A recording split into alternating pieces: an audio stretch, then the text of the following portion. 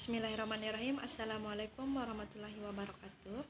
Alhamdulillahirrabbilalamin. Wabihi nasta'in ala umuri dunya waddin. Allahumma shalli ala sayyidina Muhammad wa ala ali sayyidina Muhammad.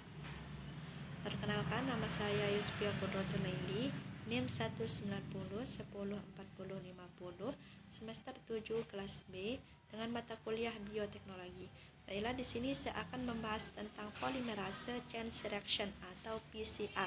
Nah, sebelum kita membahas tentang PCR tersebut, saya akan menyebutkan beberapa submateri yang akan dibahas, yaitu pertama ada pengertian dari PCR, polimerase chain reaction, kemudian ada prinsip kerja dari PCR, kemudian ada manfaat dari PCR. Pertama, ada pengertian dari PCR. Polimerase chain reaction adalah suatu teknik atau metode replikasi DNA atau penggadaan DNA secara enzimatik secara in vitro. Kemudian ada proses yang dibutuhkan dari PCR, yaitu pertama ada DNA cetakan, dua ada oligonukleotida primer, ketiga ada deoksiribosa nukleotida trifosfat atau DNTP, kemudian ada enzim DNA polimerase, dan keempat komponen pendukung yaitu buffer. Nah, di sini ada prinsip kerja.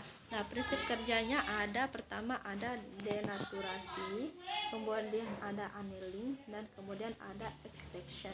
Nah, di sini ini adalah template dari DNA.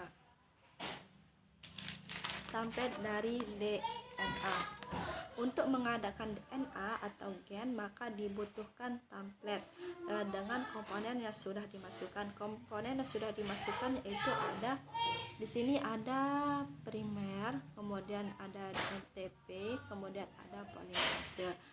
Kemudian maka akan dibolak-balik siklusnya. Nah, siklus yang akan dibolak-balik yaitu ada di sini, ini dan di sini.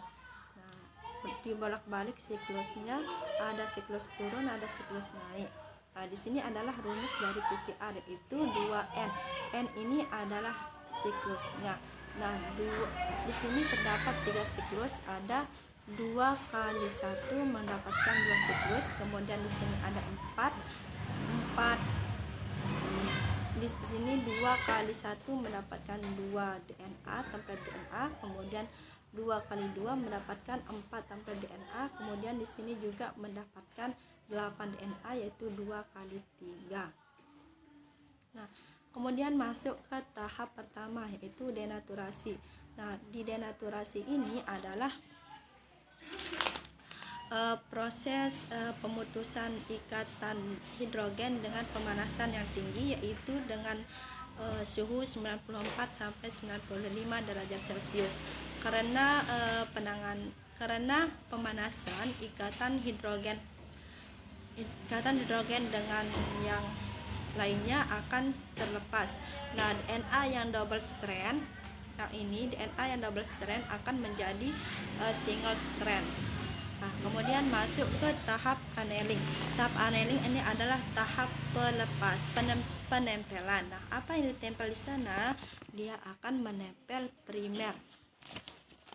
Primer adalah ikatan nukleotida yang akan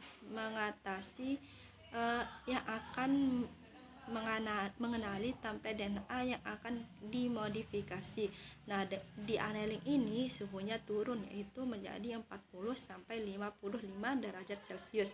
Kemudian penempelan primer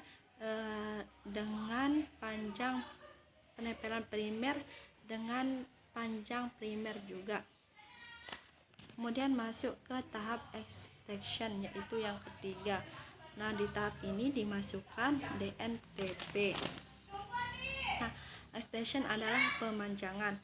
Nah, di PCR namanya tag polimerase.